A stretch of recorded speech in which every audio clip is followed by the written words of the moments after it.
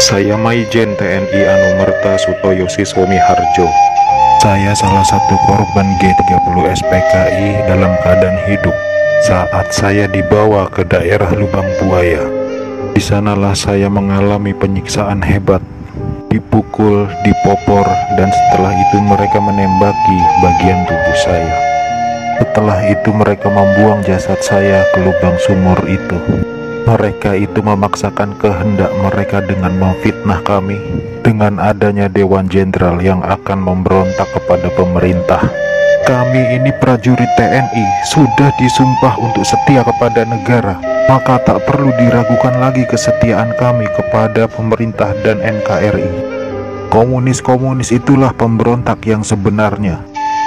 Saya Letjen TNI Anumerta Siswondo Karma, salah satu korban G30 SPKI yang hidup pada saat saya dibawa ke Lubang Buaya malam itu. Setelah saya sampai di sana, saya mengalami penyiksaan, dipukul, ditembak di beberapa bagian tubuh saya tanpa ampun. Sama seperti halnya Jenderal Yani, saya menolak keras dibentuknya angkatan kelima oleh PKI itu. Juga karena saya menolak menekan adanya Dewan Jenderal. Karena itu semua fitnah kejam dari mereka-mereka itu. Saya Letjen TNI Anumerta MT Haryono. Malam itu pasukan Cakrabirawa datang ke rumah saya dan meminta saya agar segera menghadap Presiden Soekarno di istana. Tapi karena kecurigaan istri saya begitu pula dengan saya, lalu istri saya mengatakan pada pasukan agar kembali pada pukul 8. Tapi permintaan istri saya itu ditolak oleh para pasukan pemberontak. Maka dengan segera saya mematikan lampu kamar dan menyuruh istri saya pindah ke kamar sebelah, dan saya menunggu penyerang pertama masuk ke kamar saya. Saat penyerang pertama masuk, saya berusaha merampas senjata yang dipegangnya, tapi saya tertembak oleh penyerang itu.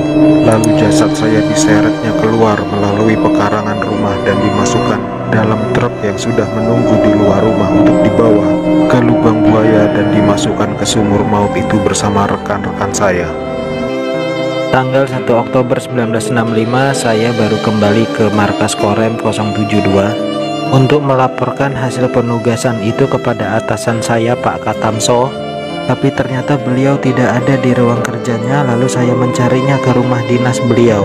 Ternyata beliau pun tak ada di rumahnya. Tak lama setelah itu saya mendapat informasi bahwa Pak Katamso ada di daerah Kentungan dan beberapa anak buah saya mengantar saya ke sana.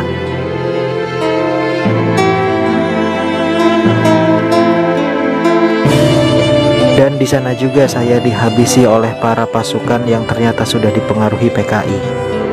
Saya sempat ditahan beberapa saat dan akhirnya kepala saya dihantam oleh kunci mortir. Jenazah saya diseret dan dimasukkan ke dalam lubang sumur bersama dengan atasan saya Pak Katamso. Jumat 1 Oktober 1965.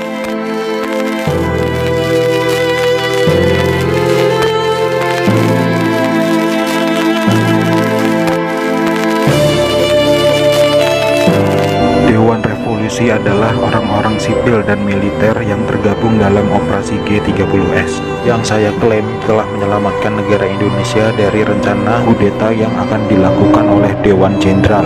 Dan hal itu saya umumkan di siaran RRI untuk meyakinkan rakyat Indonesia bahwa Dewan Revolusi sudah menyelamatkan negara ini dan agar rakyat Indonesia mendukung gerakan kami. Itulah propaganda yang saya lakukan setelah aksi penculikan para jenderal sebelum akhirnya kantor RRI berhasil direbut lagi oleh pasukan RPKAD di bawah pimpinan Kolonel Sarwo Edi Wibowo. Saya Brigjen TNI Anumerta Katamso Darmokusumo. Setelah pemberontakan PKI di Jakarta, mereka juga terstruktur untuk mengadakan pemberontakan ke daerah-daerah dengan indikasi tersiarnya siaran RRI yang mengatakan bahwa di kota Yogyakarta sudah terbentuk Dewan Revolusi sebagai kelanjutan dari terbentuknya Dewan Revolusi yang ada di Jakarta. Atas dasar berita itulah saya mengecek kembali kebenaran berita itu, dan sekembalinya dari Magelang saya langsung kembali ke rumah dan saya dijemput oleh beberapa anak buah saya untuk ikut bersama mereka. Lalu saya dibawanya ke daerah Kentungan dan di sanalah saya dihabisi oleh pasukan-pasukan militer yang ternyata sudah dipengaruhi oleh PKI.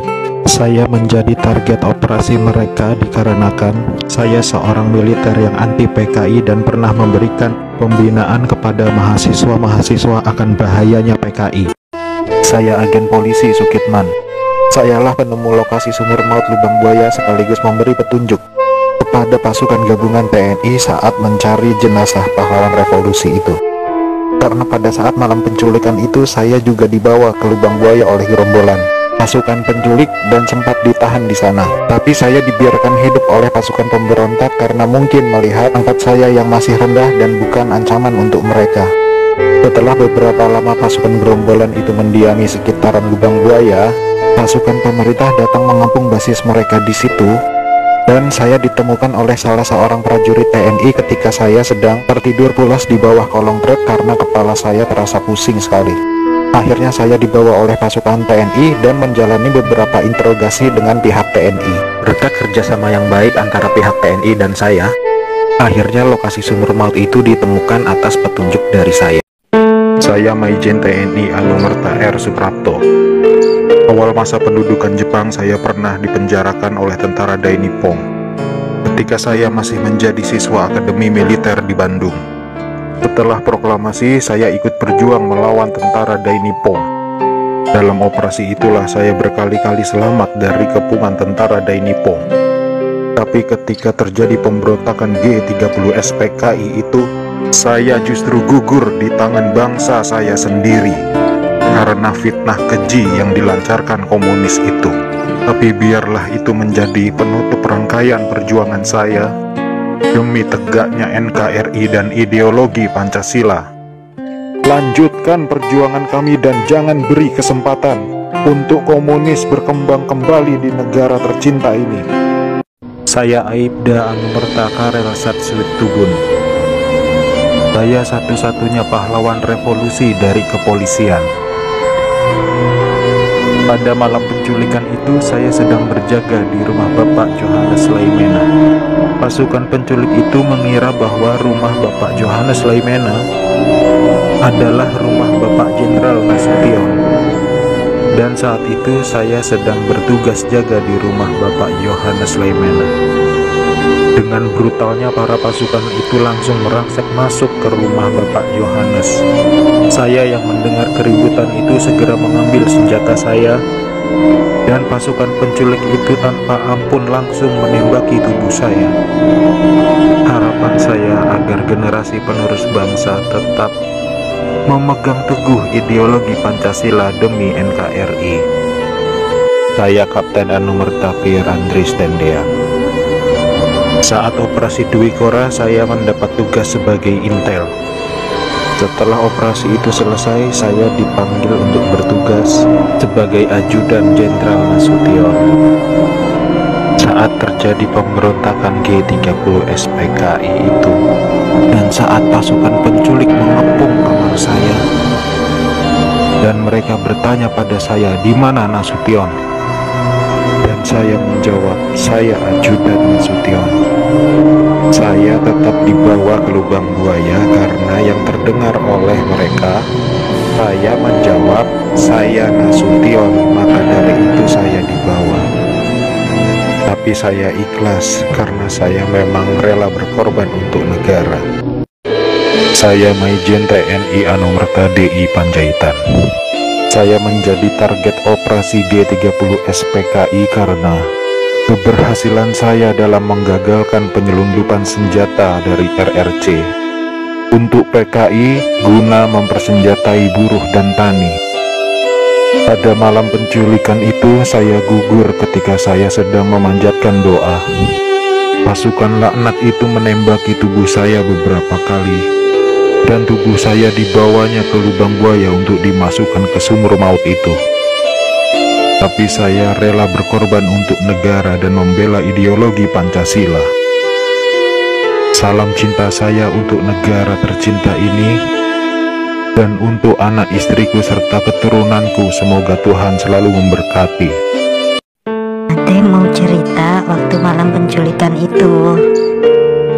Waktu Waktu malam itu Ade lagi tidur sama papa mama.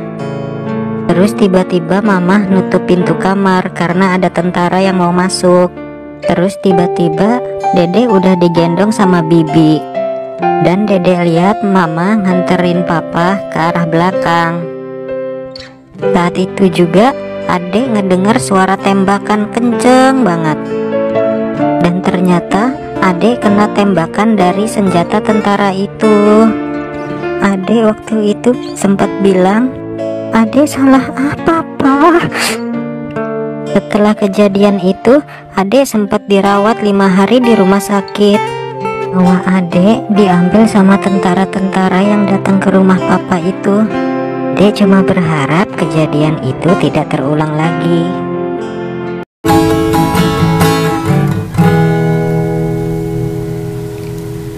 Betapa kejamnya fitnah melanda,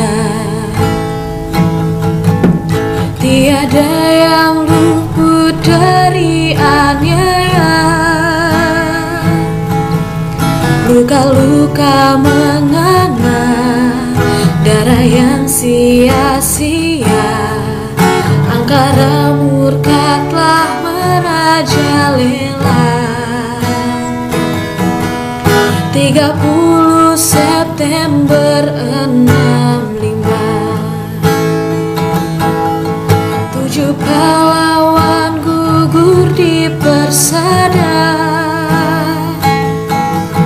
Dan seorang gadis manis, Ade Irma tercinta, korban kebuasan tiada